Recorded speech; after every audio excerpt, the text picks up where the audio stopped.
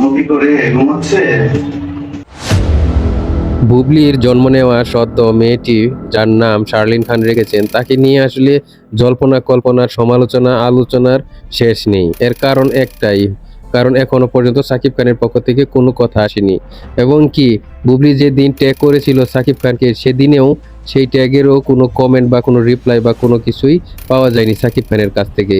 যার জন্যই এত এত সমালোচনা এবং এত এত কথা হচ্ছে বুবলির জন্ম নেওয়া শার্লিন খানকে। আর এরই মধ্যে একটি ক্লিপ ভাইরাল হয়ে গেছে সাকিব খানের কোলে একজন বাচ্চা, এবং সে তাকে খুবই আদর করতেছে, এবং দেখাই যাচ্ছে যে সেটা হাসপাতালের একটা করিডোরে, এবং সেখানে সে সদ্য জন্ম নেওয়া বাচ্চাটি ধরে রেখেছে, কারণ এটা বেশি দিনের মনে হচ্ছে না।